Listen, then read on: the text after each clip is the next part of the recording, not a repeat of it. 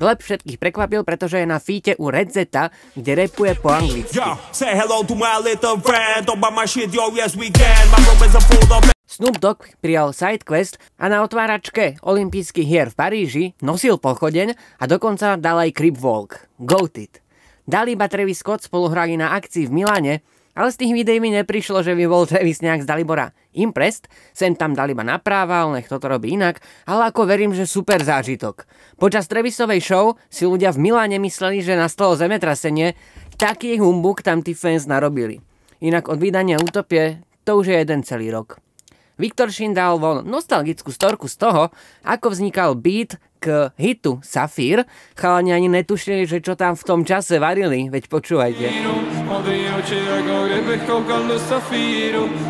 Izzo plánuje nejaké nové veci a dokonca z fans, čo sa venujú tvorbe beatom, každý mu môže poslať hociakú hudbu, som zvedavý, že s čím prídu. Sergej sa v rozhovore pre Očko vyjadril tak, že nový album pôjde von v říjnu, v októbri a bude mať 11 skladieb, vrátane Snej se teď a nebude ani jeden feat tam a plus nás ešte čaká veľký klip k songu o jeho rodnom meste, o Ostrave. Luka Brasi má na Spotify už viac ako 500 000 poslucháčov za mesiac. Čura Klik vydávajú von vec Stráže. Dollar Prince vydáva track s klipom z pripravovaného albumu 585 a na feate je Luciano.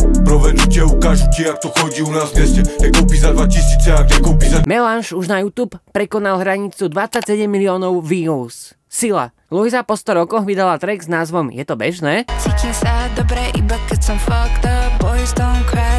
V niektorých japonských chrámoch sa začali objavovať takéto listočky.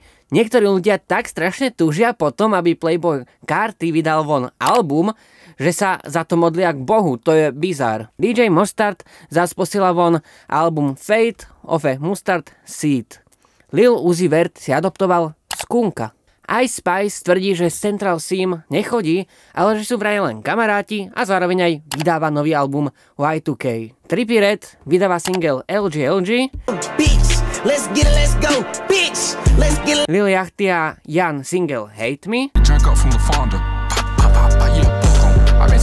A čo zaujalo vás počas predošlého týždňa, čo som nespomenul? Napíšte to do komentu, určite sa zapájete do ankiet, ktoré pre vás robí MyBoy Sled, shoutout jemu, followujte Instagram, kde zvyknem pridávať nejaké zákulisné záležitosti, dajte odber, je to zadarmo a budem rád za to. Každý týždeň vo štvrtok vychádza nový rapový týždeň, čo vás ako fanúšikov hudby môže určite zaujímať. Týmto sa s vami lúčim a vidíme sa na budúce.